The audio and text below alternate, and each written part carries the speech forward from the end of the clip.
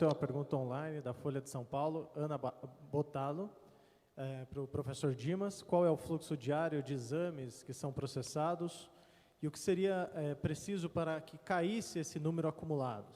Ela pergunta aqui se a ideia é processar até 8.000 por dia e a fila hoje é de 15.000, esse número nunca cairia, porque sempre vai ter uma diferença de 7.000 amostras não processadas do dia anterior. Então, acho que ela queria saber qual é o número de amostras que chegam, como é esse acumulado e como será feito para solucionar esse acumulado de exames. Bom, nesse momento, a entrada é em torno de 1.300, 1.400 amostras dia, né? E a rede está processando, nesse momento, mais de 2.000 amostras. Então, das amostras que chegam, não tem nenhum motivo para ficar armazenada. Os 15.600 são das amostras que estavam armazenadas desde o dia 24 de março, tá? De 24 de março para cá.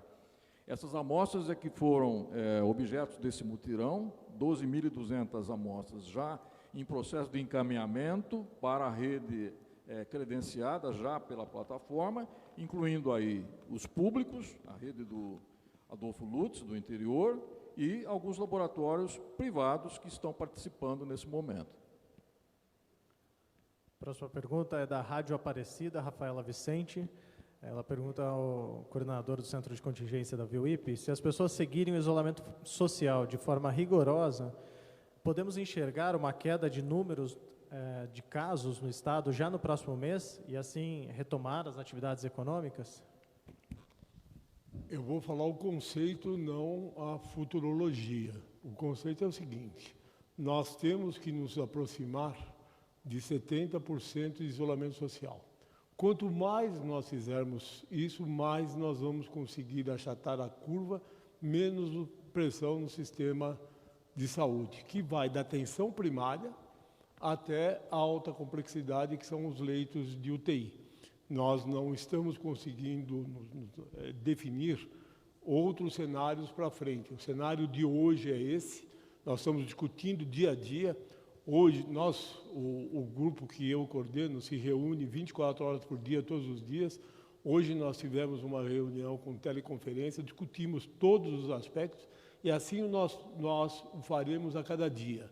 As decisões, na verdade, as sugestões que este grupo faz para o secretário e o secretário para o governador são sugestões diárias. E óbvio que a decisão final, galgado dos aspectos científicos, é sempre do governador. O governador nos ouve todos os dias, conversa com o secretário, conversa comigo, com o Dimas, com todos nós, e toma-se uma decisão em cima de aspectos absolutamente científicos. Próxima pergunta é do UOL, uma pergunta presencial do Felipe Perena. Boa tarde a todos. O doutor Davi Uip falou na apresentação de uma interiorização, citou a Baixada Santista, Litoral Norte e Litoral Sul. A gente teve o recorde de casos por um dia. Eu queria saber como é que está esse cenário de ampliação da área em que o vírus está se manifestando e quais são as regiões do estado que são mais vulneráveis, seja pelo monitoramento, o isolamento social está sendo menos respeitado ou menos leitos de UTI. Obrigado. Eu não quis entrar em detalhes, que ficaria maçante e cansativo, município por município. Mas isso depois, eu acho que o nosso pessoal pode passar para vocês, município por município, aonde que está vendo os casos e qual o impacto em cada município. Está listado no diapositivo que eu apresentei, só eu entendo que não dá para ficar detalhando o nome de 183 municípios, que seria muito exaustivo para todos, mas nós vamos passar para a imprensa todos os municípios e qual é a pressão que está ocorrendo. Deixa eu só complementar um pouquinho. Felipe, os municípios de maior risco são aqueles de áreas metropolitanas do interior do estado. Toda vez que se proporciona ocorrer aglomerações, é aí que nós temos risco maior de propagação da doença. Então, seja no litoral sul, litoral norte, interior do estado, são nesse tipo de municípios que a gente tem maior risco de contaminação crescer. Próxima é uma pergunta presencial da Laura Cassano, da TV Globo.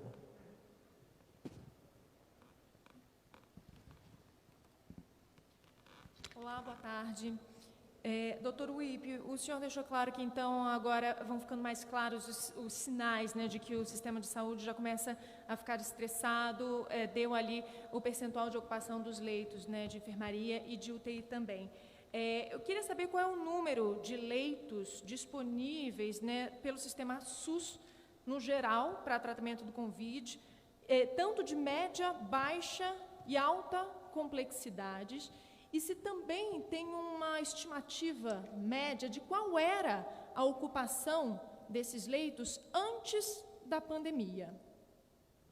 O secretário vai responder, talvez o Paulo possa complementar, mas eu só quero dizer uma coisa que está acontecendo no Amazonas, que é muito interessante.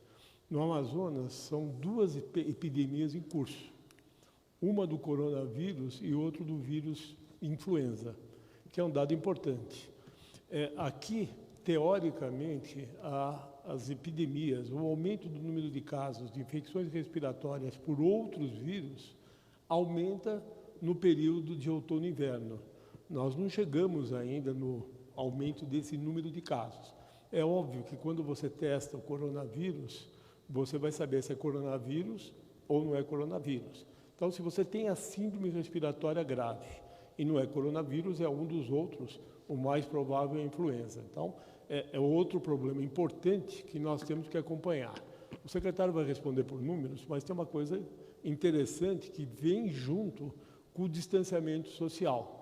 Uma interessante e favorável, que você diminui o número de acidentes e acidentados. Outra preocupante, porque as pessoas que têm doenças crônicas, que necessitam de tratamento regular, por exemplo, como quimioterapia, não estão procurando os hospitais.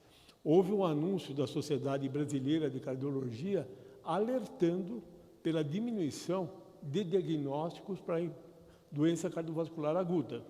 Então, a outra situação que precisa ser muito bem pensada é que o paciente que tem doença regular, que necessita de acompanhamento, ele tem que procurar os seus serviços de saúde que ele está habituado. Pacientes em tratamento quimioterápico precisam continuar sendo tratados. E se você apresenta um sintoma de outra doença importante, dor no peito, perda de movimentos, qualquer coisa que chame a atenção, que não seja o coronavírus, você precisa da assistência médica como sempre precisou. Não é por conta de nós estarmos numa epidemia séria como essa, que as outras doenças não vão ser assistidas e que os pacientes possam abrir mão dessa assistência.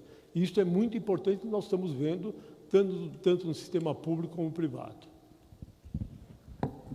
Nós temos no Estado, leitos públicos, 7 mil leitos de terapia intensiva, sendo que aproximadamente 3.700 são destinados a pacientes adultos. E o restante está entre UTI pediátrica e UTI neonatal. Desses, nós temos já... Primeiro que eles estavam trabalhando, você falou em ocupação, eles estavam trabalhando numa ocupação em torno de 70% a 75%, e agora eles estão trabalhando numa ocupação de 60%. Essa diminuição dá pelo fato que o Dr. Davi comentou agora. A população se retrai, você tem, além disso, outros comemorativos, do tipo que tem menos acidentes e assim por diante.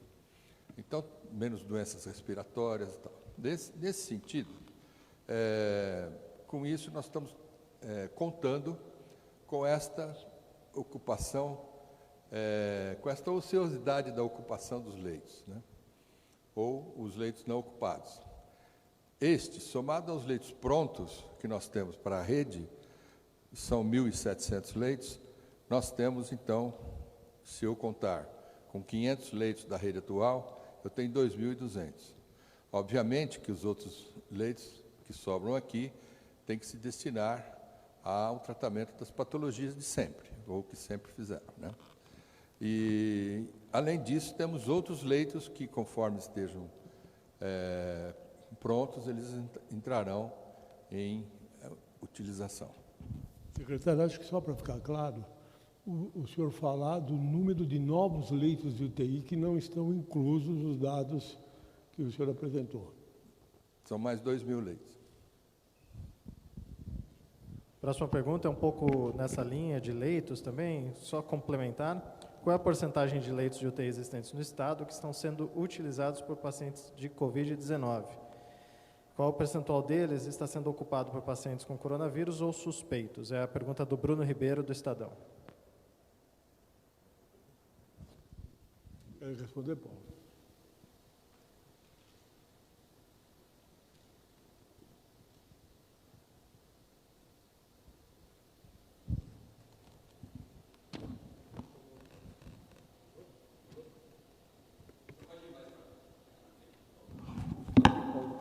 Aqui, ó. Como já foi explicado,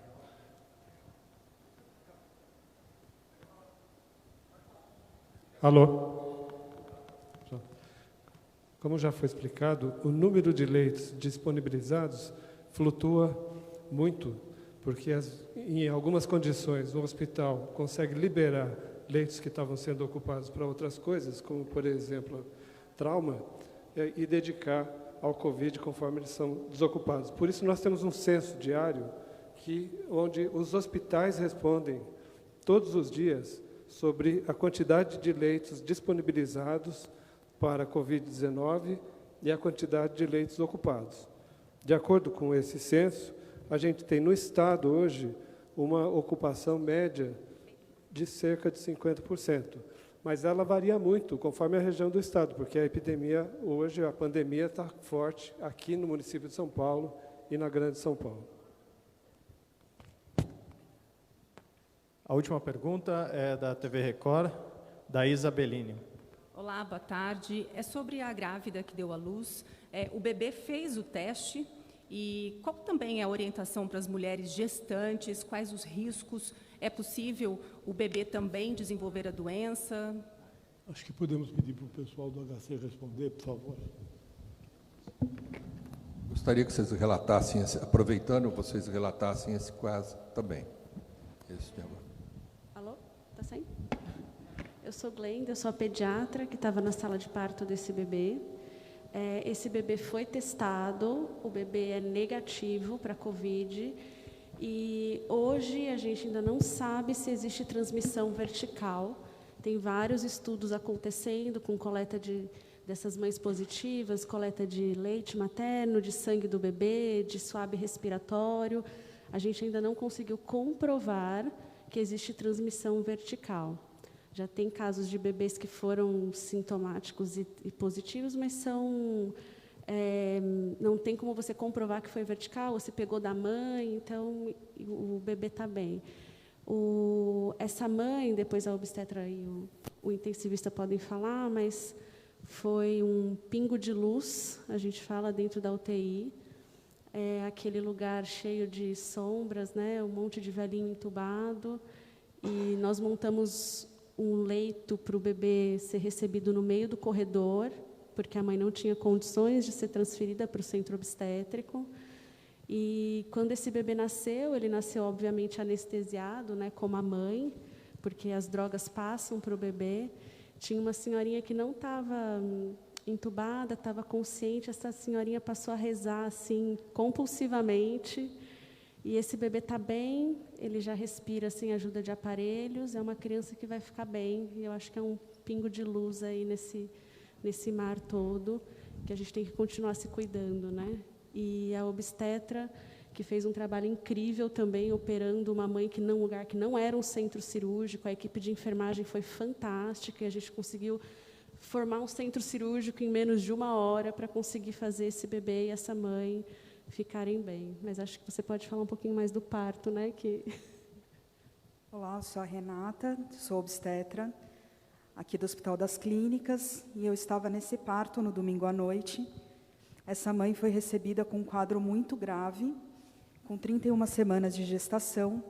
Então, nós optamos por fazer o parto pela mãe, pela gravidade do quadro dela, e para salvar a vida do bebê. Quando ela chegou, esse bebê foi monitorizado com oscilações no coração que mostravam sofrimento fetal. Então, a gente precisava fazer o parto na urgência. Essa mãe estava muito grave e não tínhamos condições de transferi-la para o centro obstétrico. Então, tomamos a decisão dramática de fazermos o parto na UTI e foi realizado com sucesso, a agilidade da equipe e a interação multidisciplinar entre obstetras, pediatras, os intensivistas, os anestesistas, equipe de enfermagem, conseguiu que esse parto fosse realizado. Esse bebê agora está bem, a mãe foi testada para Covid, deu positivo, e ela segue ainda num quadro grave. Bom, da perspectiva da terapia intensiva, meu nome é Bruno, sou coordenador da UTI, onde ela está internada. Ela chegou transportada de outro hospital, numa condição muito grave, e a decisão inicial se pensou em fazer o parto logo, mas nós tivemos que estabilizá-la por alguns momentos. Felizmente conseguimos estabilizar o quadro, reverter um pouco essa questão do sofrimento fetal.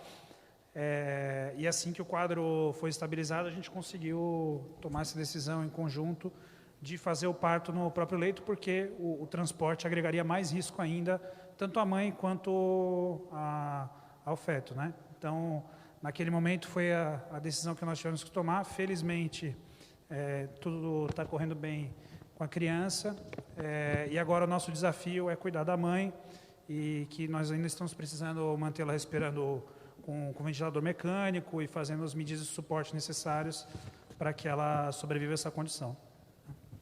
Senhora Heloísa, você quer fazer algum comentário?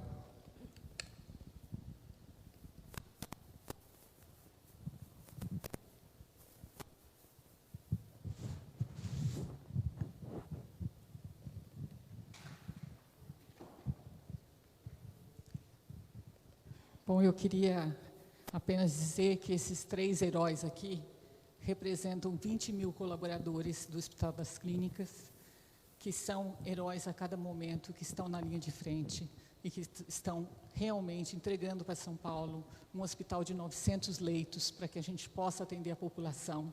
E o que aconteceu aqui é que eles realmente, no momento que precisavam, o Hospital das Clínicas é um hospital que atende alta complexidade, mas não é só atender, é preciso atos heróicos no momento certo.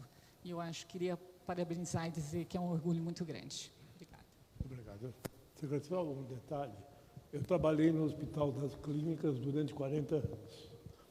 E é um orgulho ver a nova geração. Parabéns. Deixa eu falar mais uma coisa que tem que ficar muito clara. Quando você fala em média de ocupação no Estado, nós temos que lembrar que o Estado de São Paulo, o governo do Estado, tem 103 hospitais. Então, se nós juntarmos todos os hospitais do Estado de São Paulo, são mais de 600 hospitais, contando os filantrópicos, privados, etc. Então, é claro, a média de 50% é a média do Estado. Então, quando você olha a grande São Paulo e os hospitais da cidade, alguns dos hospitais da cidade de São Paulo, você tem um nível de ocupação de leitos de UTI diferente. Mas você não vai tirar um paciente que está aqui em São Paulo, na Santa Casa, no Hospital das Clínicas, transferir para a Presidente Prudente. Então, o estresse começa, claro, onde você tem o maior número de leitos, mas também o maior número de doentes e o maior número de doentes graves. Esta média é uma média importante que o professor Paulo falou, mas ela tem que ser entendida como uma média estadual e ela tem que ser particularizada através do número de casos e casos que precisam de UTI. Eu não sei se isso ficou bem claro para todos. E eu insisto muito no distanciamento social. Isto continua sendo vital e nós temos que melhorar esse distanciamento social. Isso tem que ser um desafio, tanto nós, que estamos deste lado, na linha de frente trabalhando, como da população. A população tem que ter a responsabilidade de entender que isso é absolutamente fundamental, agradecendo a população que está fazendo esse distanciamento e incentivando muito todos para participarem desse sacrifício. Não é simples, é doído. Eu sou testemunha. Eu fiquei isolado 14 dias, eu sei o que é. Mas eu me reinventei e isto foi absolutamente fundamental para mim e para minha família. Graças a Deus, ninguém da minha família se contaminou, tomei todas as precauções. Teve um período de incubação antes que eu não sabia, mas graças a Deus a minha mulher fez exames, e ela tem 2 exames de PCR e um ontem de sorologia, todos exames negativos. Isso se deu porque nós tivemos a precaução do distanciamento e eu fiquei isolado. Então, é fundamental, eu insisto, que as pessoas tenham uma adesão cada vez maior ao distanciamento social. Obrigado, Davi. Obrigado a vocês do HC, professora Heloísa. Alguma pergunta específica a respeito deste assunto? Eu queria perguntar também sobre os testes, né? Os testes que deveriam ter chegado ontem, né? E chegaram. Só um minutinho, se tem alguma pergunta relacionada ao caso do HZ a mais. Se não tiver, nós vamos passar para o Dr. Dimas e ele vai esclarecer numa apresentação dele. Só um minutinho, por favor. Alguma pergunta relacionada a este caso? Só agradecimentos, né? Muito bom. Dimas, por favor. Eu não entendi a pergunta, desculpa.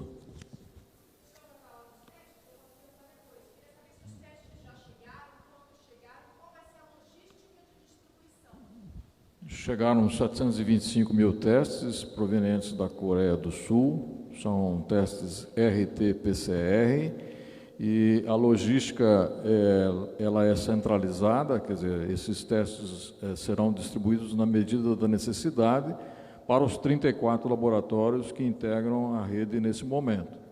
Existem mais laboratórios em processo de habilitação, e a perspectiva é que esse quantitativo de testes seja suficiente aí para os próximos 3 meses. Isso para o teste RT-PCR. Isso é importante para não acontecer aí a confusão com o teste rápido, que é uma outra estratégia. Então, especificamente, RT-PCR é o maior quantitativo que nós recebemos de RT-PCR no Brasil. Esse teste ele é um teste que detecta o material do vírus, o material genético do vírus. Então, ele se aplica à fase aguda da infecção, quando o indivíduo tem sintomas, né, e aí é colhido através do suave, né, das fossas nasais, da orofaringe, é extraído esse material genético e você, então, está detectando o vírus. Isso é diferente do outro teste que identifica o anticorpo, né? Então, para esse momento, né, a prioridade para esses testes são óbitos, os casos internados, os casos graves internados, profissionais de saúde, né? E, como eu disse, a demanda, nesse momento, diária do sistema público é em torno de 1.300, 1.400 testes por dia, e a rede já tem capacidade de atender isso, porque ela já está produzindo 2.000 resultados por dia.